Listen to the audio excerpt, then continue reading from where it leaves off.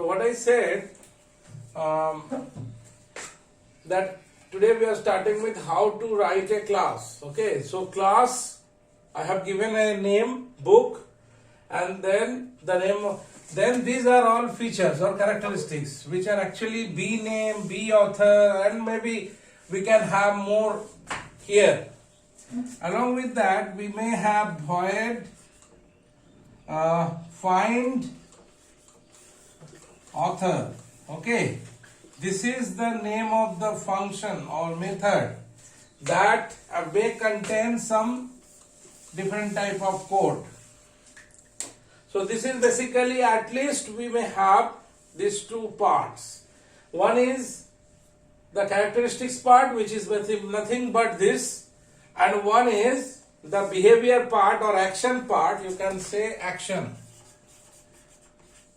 Okay, which is nothing but find author or something like that.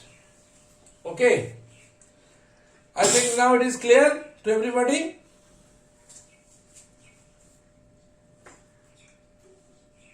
Are you all are present now? Hello? Yes, sir. Yes, sir. Yeah. Function. This basically function here, function means what actually the role of this book class. Here find author is basically the name of the method which is actually help us to find the name of the author if I can provide information about the book. Okay, just like if I want to say the name of the book is, let us see, find out the name of the author. So this method will perform this activity. Every method should have some specific activity to perform. Is that clear? Yes, sir. Now, one more thing. Repeat korben arekbar. What I said, that we have a class book, and this class contains two different variables, you can say, but actually they are features or characteristics. One variable is B name, another variable is B author, and then we may have some more, but for simplicity I am writing only this. And then we have another method. Okay, the name of the method is find author. See how I have wrote this? F is small, A is capital. This is how we write the name of the method, and every method should have one return type. Okay, within that method I can write anything if I want. Just like if I want to write system dot out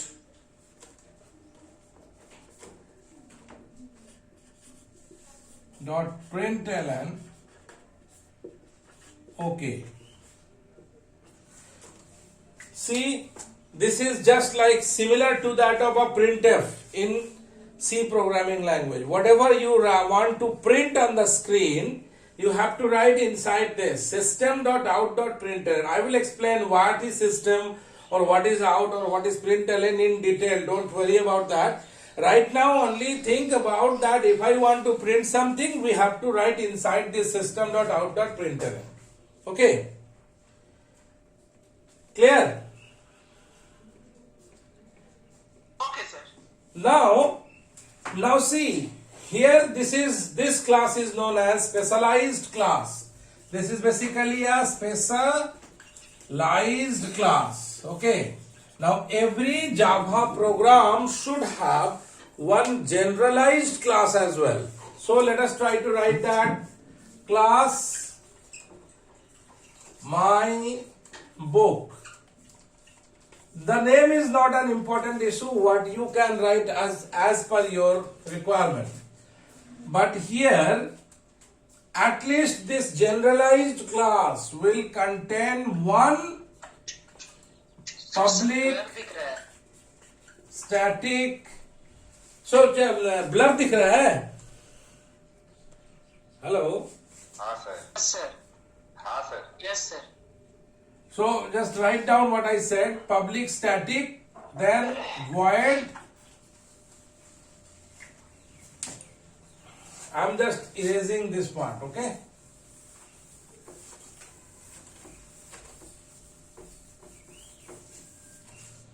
Public static void main.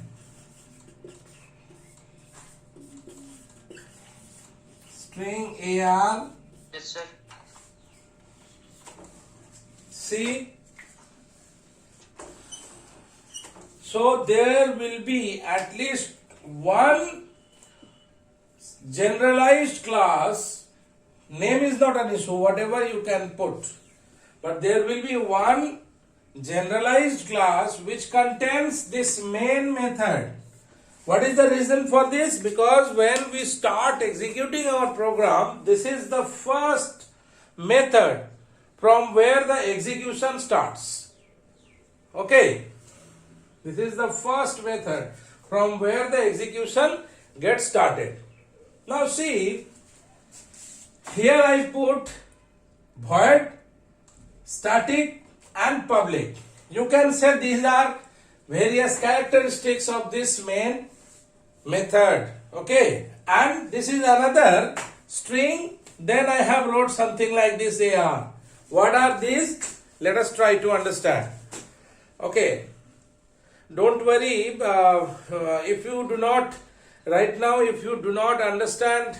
Okay, so you will get update about this program. I will say you how you will get this update. Okay, don't worry, try to learn. At least you can write into your notebook as well what I said. So first of all, write down main. Yes, sir. In your notebook, write down main. So what is there? What is this main? Write down main. Main is the name of the method. Main is the name of the method from where execution starts. Then write down void. Void. Sir, আরেকবার repeat করবেন? Main is the name of the method from execution starts. Then write down void. It is the return type of the main method. It is the return type of the main method.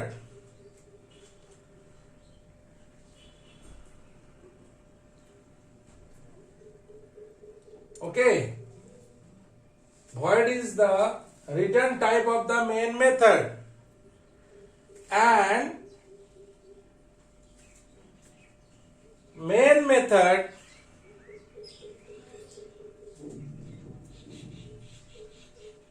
does not return any value. That's why it is represented by void.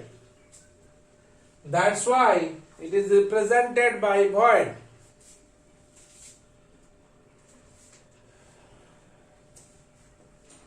Now these two terms, public and static.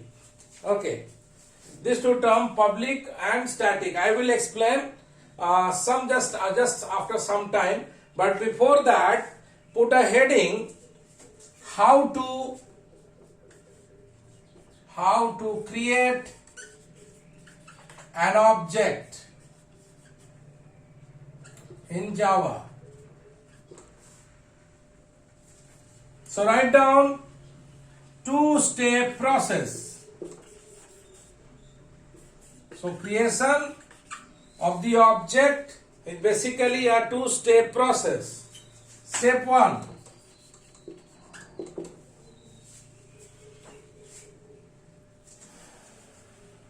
Creating a reference, just like book B1. So what actually happened in computer's memory, if I can say that this is my computer's memory, there will be one reference B1 is created, but actually it contains null. So there will be no address assigned to this B1 address. Okay, but it contains null because it does not have actually instantiated. Now, step 2. Instantiate it. What is the meaning of instantiate it? Step 1 is basically creating a reference. Okay, so means book B1. Okay, it means in computer's memory there will be one B1 reference is created, but actually that is not allocated. So memory is not assigned. That is why initially it contains null. Okay. Now see, the second point is instantiate it. It means B1 equals to new book. If I write like this, B1 equals to new book, here new is the instantiation operator. So new is known as instantiation operator, okay? And this B1 is now, what is the meaning? It means that there will be one physical memory is allocated for this book object, okay? And the base address is assigned to this so that it is now connected. Is the point is clear? What I said, that if I write new, so what it means, it will return this execution. Basically it's allocate some memory. Here the memory is being allocated and it will return back with its base address, which is nothing but here I am simply assuming it as 111, and this base address is basically now it is being kept on this 111. So null is being out and the initial address of that memory which is allocated is assigned to B1. See here B1 equals 2. So here it will return 111 and assign to B1. Now after these two lines only the object creation completed. So if I say that object creation is a two-step process, initially we create a reference and then finally we create the allocation. Just simply think about the real concept. Okay, if you want to build a home, what you will do? Some will tell what you will do. If you want to make a home, what you will do? First of all, I will find the free land. exactly. So free land, it means step 1 you are trying to find a free land, which is nothing but in our case, which is nothing but the computer's memory, where allocation, the space is allocated. Okay, the space is free. Now after that what you will do? Sir, after that means I will start means build raw materials. No. You have to purchase. Just think, if you go to any place and you find a vacant land, you build your home. Before that, you need to purchase. So it allocation, memory. exactly the step 1 reference. That if you purchase that land, so actually that land does not have the building which you will create. Try to understand. Rather than if you purchase any vacant land, it means it is reference to you, but it does not have that particular building. Okay, but after you build your home, then it will be given an allocation. Your municipality or corporation will assign you an address, and then your home will be identified by that address. Agree or not? Yes, sir. That the same actually happens in Java. What we do, we first try to find out a vacant land. So here we try to find out a space in memory. If the space is available, then only we purchase the land. Here we create a reference on that computer's memory. But remember, reference does not mean it's being allocated. It just simply thinking like a flag is being made, just like this land belongs to Mr. X, but you are physically, that land will be vacant.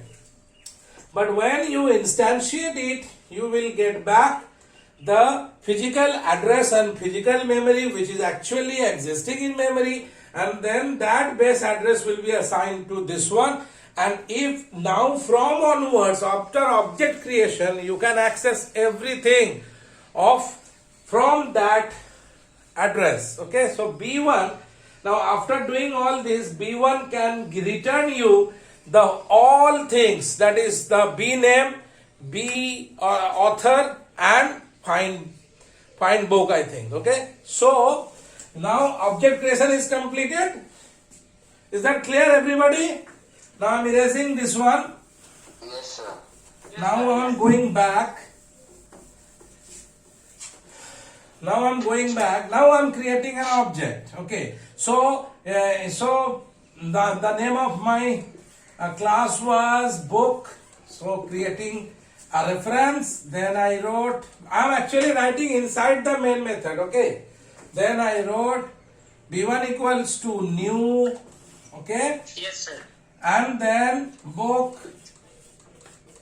After doing that, now I am calling this B1 dot find book. Okay, this is the end of your program. Now what we will do in our Java program, listen very carefully. Step 1, open the notepad. Okay, then step 2, write down. Please write down these steps. First step I told, open notepad. Step 2, write above said program. Okay, so in the notepad you write this program. You start from class book and end up to after completing writing this class my book. So in your program you have two classes. The one class is book class, another class is my book class. Yes or no? This is your whole program. In book class you have two B name, B author, and there is another function find book. In my book you have main method. Is that clear? And there is a link. No, I'm not writing that link right now. So this is your program. You write this program. After writing this, step 3. Save as whatever maybe name you want to put. I'm writing alpha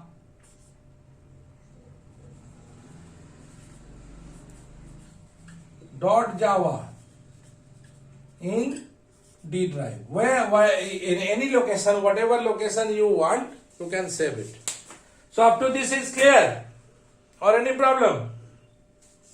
So in step 1 I told open notepad, in step 2 I told write the program, and now in step 3 I have told to save.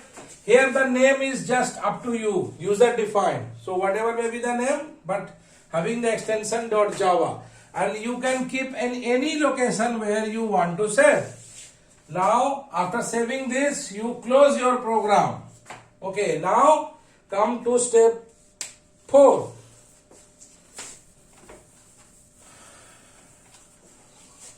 In step 4, we need to compile. So what you need to do to compile? Open CMD. So it is command prompt. So once you click CMD, okay, you will get a command prompt. Then change directory to the location where you are going. So in this case, in our case, D drive. So it will, the command prompt will look like this. Now after that, you have to write Java C then the name of the program, alpha.java. So what you have to do, you have to write change directory, and then this is the Java compiler, Java C, and here is the name alpha.java. So if your program is completely alright and have no issues related with that, then your D drive will have two .class file, one with the name book.class. This is your D drive, okay? So within D drive you will find there are two .class file, book.class and mybook.class. These are the two files that will be created. If they are not created, it means that you have any problem with your program.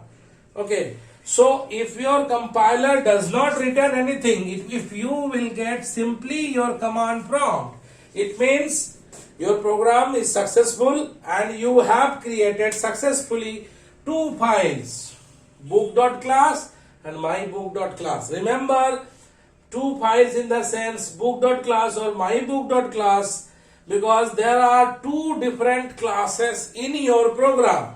It will have 1000.class file if you have, or if your program contains 1000 different classes. So in a program, if you have 3 classes, you will get 3 .class files. If you have, as we have defined the class, okay, as we have defined our program with two classes, book and mybook, that's why we have book.class and mybook.class. Okay, all of you are getting?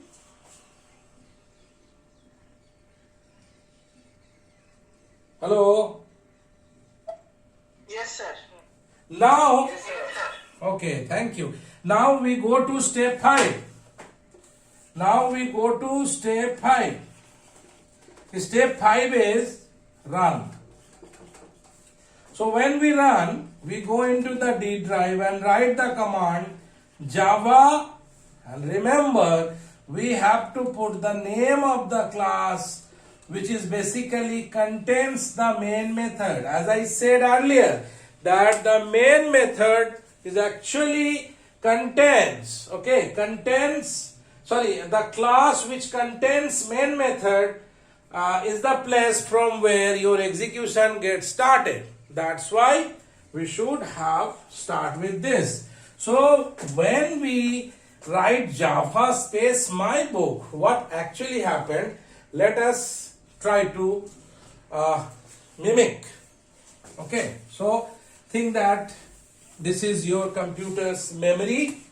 If this is your computer's memory, then whenever an instruction like this found, my class, if you press enter button, what it will check, first of all, it will check, listen very carefully, first of all, it will check whether there is any class with the name mybook is existing or not.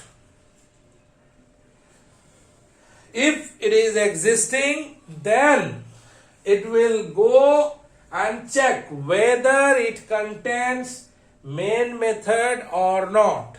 If not present, it will return with an error message, but if it is present, then it will go into the main method and executing from the first line. So if I write book B1 in my first line, so what it will do, it will just create a reference with the name B1 with null inside it. So this is okay. Now after that, B1 equals to new book. It means here is the instantiation operator. So I am telling allocate a memory physically. So this is physically existing and it has some base address. Now this base address is being returned by this method and it is assigned to B1. It means B1 is initially null. So right now, so this should be the case. So this, after executing of this line, okay, so it actually physically existing in memory, and then it will come to the next level, b1 dot find book. So as I said, in find book you will get